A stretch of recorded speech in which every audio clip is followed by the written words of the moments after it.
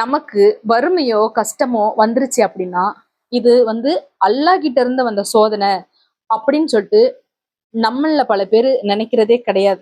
நம்ம என்ன நினைக்கிறோம் அப்படின்னா, நம்ம எல்லாம் அல்லாஹ் கிட்ட துவா கேட்டா அதெல்லாம் அல்லாஹ் கொடுக்கவே மாட்டான் அப்படின்னு நிறைய பேர் சொல்றோம்.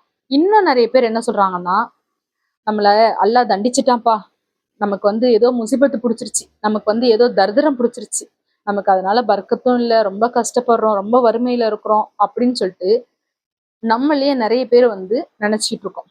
ஆனா அப்படி கிடையாது. இஸ்லாமிய மார்க்கத்தை பொறுத்த வரைக்கும் வறுமை என்பது சிறப்புக்குரியது. நபிகள் நாயகம் ஸல்லல்லாஹு அலைஹி வஸல்லம் அவங்க சொல்றாங்க, நான் சொர்க்கத்தை எட்டி பார்த்தேன், அங்கு மிக அதிகமான ஏழைகளை பார்த்தேன் அப்படின்னு சொல்றாங்க. அப்ப இதுல இருந்து நம்ம என்ன புரிஞ்சுக்கணும் அப்படின்னா, அல்லாஹ் நமக்கு வறுமையை கொடுத்து நிரந்தரமான சொர்க்கத்தை கொடுக்கறான் அப்படின்னு சொல்லிட்டு நம்ம ரொம்ப தெளிவா இருக்கணும். அல்லாஹ் மீது அதிகமான நம்பிக்கையை வைக்கணும். நமக்கு வறுமை வந்துருச்சுன்னா இது ஏதோ முசீபத்து, இது ஏதோ தரித்திரம் பிடிச்சிருச்சு அப்படின்னு சொல்லிட்டுலாம் நம்ம நினைக்க கூடாது. இது அல்லாஹ் கிட்ட இருந்து வந்த சோதனை. அல்லாஹ் எதை செஞ்சாலும் நமக்கு நன்மையை தான் செய்வான், எதை நம்ம விட்டு விலக்குனாலும் அது தீமையா இருக்கும் அப்படின்ற புரிதலோட நம்ம அனைவரும் இருக்கணும். இன்ஷா அல்லாஹ்.